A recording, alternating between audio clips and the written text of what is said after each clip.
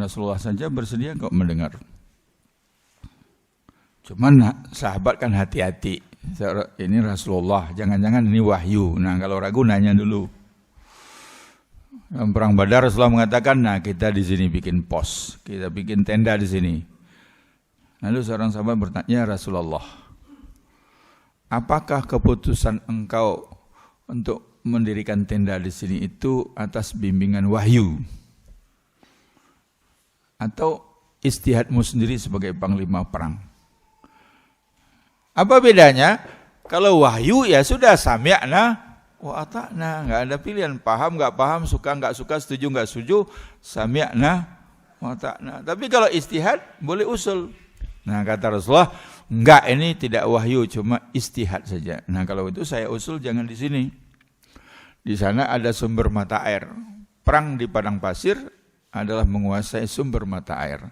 Ada beberapa sumber mata air di situ, yang satu kita pakai, yang lain kita tutup sehingga musuh enggak dapat sumber mata air. Nah, diikuti oleh Rasulullah, pindah sana. Boleh, enggak apa-apa. Nah, hadirin berbahagia. Itulah beberapa saja karena waktunya terbatas, mungkin perlu juga bertanya 1-2 orang 10 menit terakhir ini. Masalah kepemimpinan ya.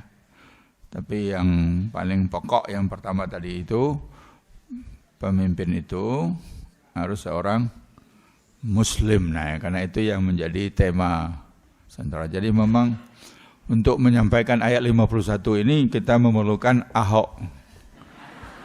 Nah, yang paling efektif menyampaikan rupanya memang Bapak Ahok. Saya katakan saya sudah selesai menafsirkan surat Al-Maidah itu. Di kajian tafsir di PP Muhammad itu Al-Maidah sudah tamat, sudah sampai surat Yunus gitu. Tapi lewat saja tuh. Nah, Bapak Ahok baru 1 kali udah populer. Makanya saya bilang mudah-mudahan dikutip lagi ayat lain. Biar ramai lagi, semua orang belajar lagi. Kalau sekarang kan baru 1 saja, Al-Maidah 51. Mungkin ayat lain yang apa ya kita tunggu aja yang mau dikutip. Biar ramai lagi umat Islam belajar gitu ya. Demikian saja, bila taufik wal hidayah. Wassalamualaikum warahmatullahi wabarakatuh. Waalaikumsalam warahmatullahi wabarakatuh. Demikian penjelasan dari Bapak Profesor Dr. Yunhar Ilyas bagaimana Al-Quran mengkriteriakan seorang pemimpin. Tadi disebutkan ada 6 kriteria.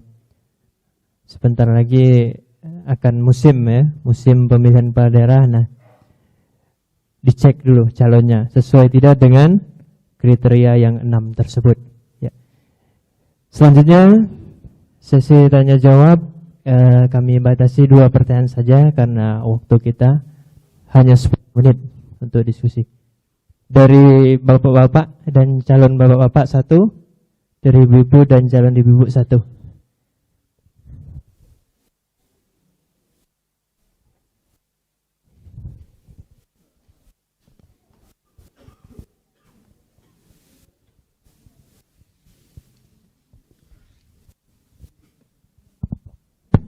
Ya, silakan Pak.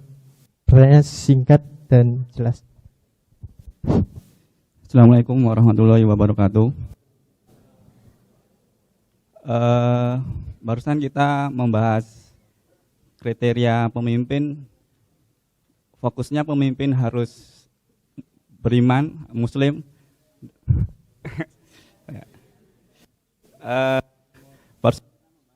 Ustaz, jadi pemimpin harus muslim, harus beriman dalam perspektif tafsir Al-Quran. Bagaimana kemudian kita membahas pemimpin ini dalam perspektif fikih kayak gitu, Ustaz. Jadi mungkin ada fikih kontemporer yang membahas masalah kepemimpinan. Apakah ada perbedaan bahwa untuk konteks Indonesia lah misalnya, apakah harus muslim ataukah ada penafsiran atau pendapat lain yang membolehkan untuk pemimpin itu enggak harus muslim seperti itu. Itu saja Ustaz, terima kasih. Satu lagi dari ibu-ibu mungkin. Dari ibu-ibu. Oh, ya.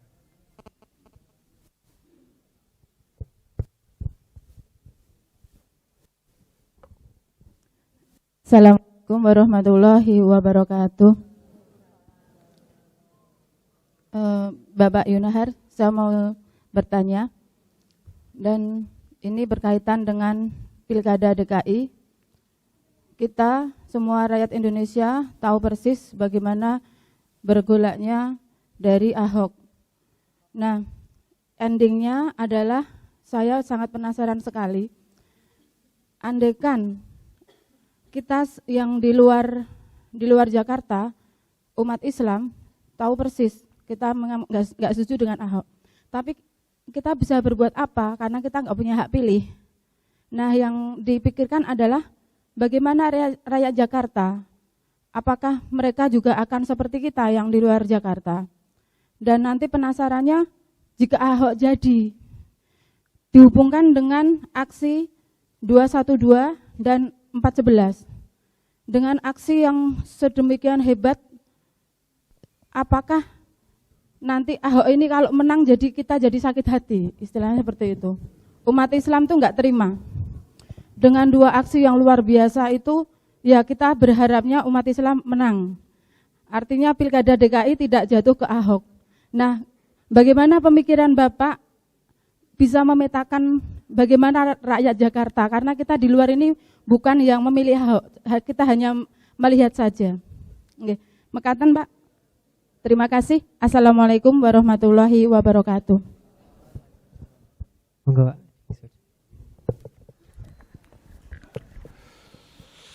Pertama kita dudukkan dulu apa yang dimaksud dengan dalam hal ini terjadi khilafiyah, ada perbedaan pendapat. Itu dulu. Perbedaan pendapat itu harus dilihat dulu berbeda antara siapa dengan siapa. Jangan asal beda. Ini yang bicara ini ulama, ilmunya mendalam, nah beda dengan seorang si A yang kuliahnya di mana gitu ya. Itu bukan beda namanya. Bukan begitu. Jadi memang harus baru dianggap berbeda kalau sama-sama ulama sama ulama, faqih sama faqih gitu. Dan sekarang itu yang digunakan orang. Nah, ini khilafiyah kok. Tidak harus muslim khilafiyah kok. Lalu kita tanya khilafiyah antara siapa dengan siapa?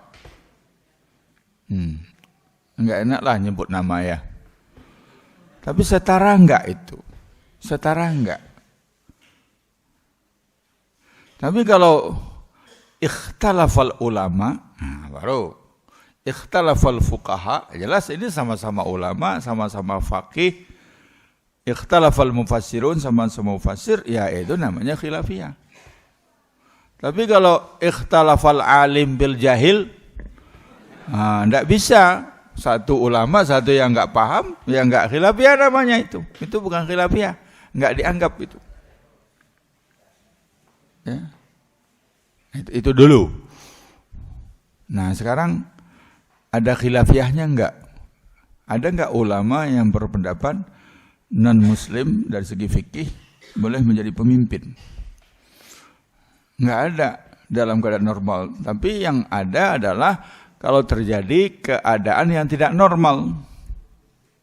Nah itu yang kemarin diangkat-angkat, keadaan tidak normal. Seandainya yang ada itu adalah satu pemimpin muslim tapi jahat, koruptor, jelek, maling, pembohong. Nah yang satu lagi non muslim tapi baik. Itu kan pertanyaan kondisi dilema kalau terjadi.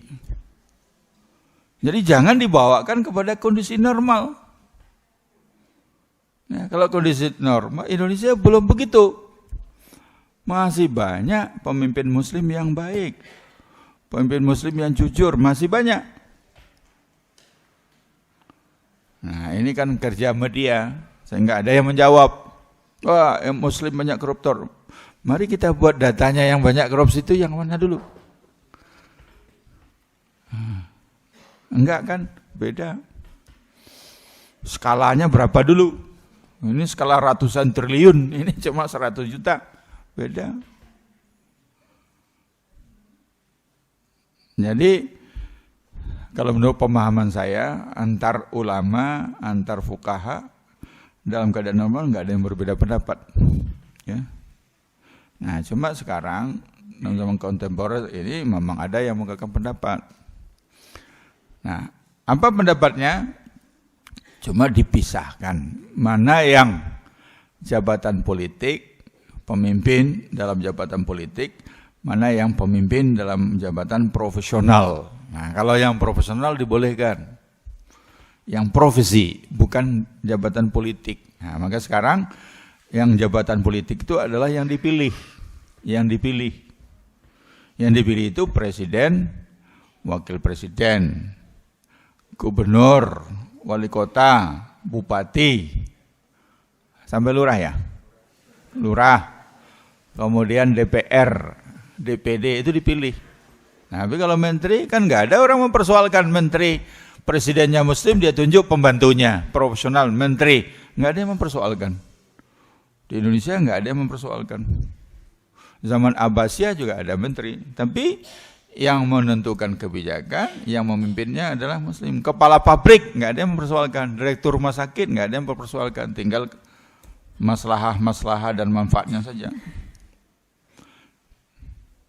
Nah, ada lagi yang berpendapat begini, yang konon kabarnya berpendapat begitu, makanya mau dihadirkan ke Indonesia.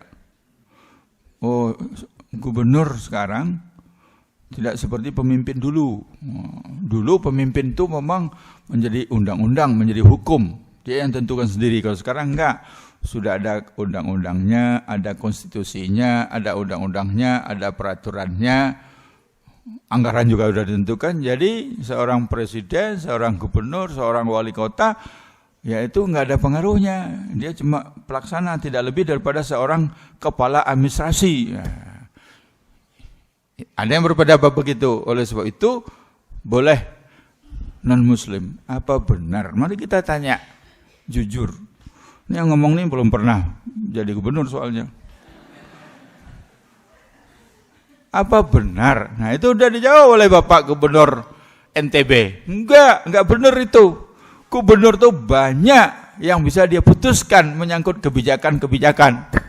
Banyak menyangkut jabatan-jabatan.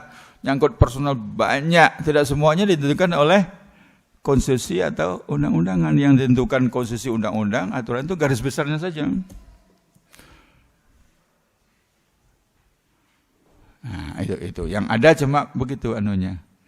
Khilafiyahnya dalam penerapannya membedakan antara mana yang jabatan politik, nah itu yang disepakati nggak boleh, dan mana yang jabatan profesi sifatnya pembantu atau wazir, itu dibolehkan non-muslim tergantung pertimbangan maslahah dan manfaatnya. Nah, yang kedua, Ibu tadi mengatakan kita enggak punya KTP DKI, tapi enggak apa-apa. Mungkin kita punya teman di sana, ditelepon, SMS. Punya saudara, telepon, SMS. Ya. Jangan lupa pilih yang muslim ya. Bilangin tetangganya ya. Kan bisa. Kalau ibu hubungin satu orang, tetangganya punya 10, ya sudah 11 itu dapat suara. Masih ada. Kalau semua nggak bisa, doa. Jangan anggap enteng doa. Kekuatan doa. Jangan remehkan kekuatan doa. Doa silahul mu'minin. Doa itu senjata orang beriman. Kan bisa kita doakan orang-orang Islam yang ada di DKI. Jangan kita kalau nanti sampai menang Ahok di DKI, memang brengsek orang Islam DKI semuanya itu. Jangan begitu. Jangan begitu. Jangan. Kalau saya sih dengan keadaan sekarang optimis. Tidak mungkin menang. Enggak mungkin menang. Rasanya ya. Tidak mungkin. Kalau masih menang ya memang hebat itu. Ada yang aneh itu.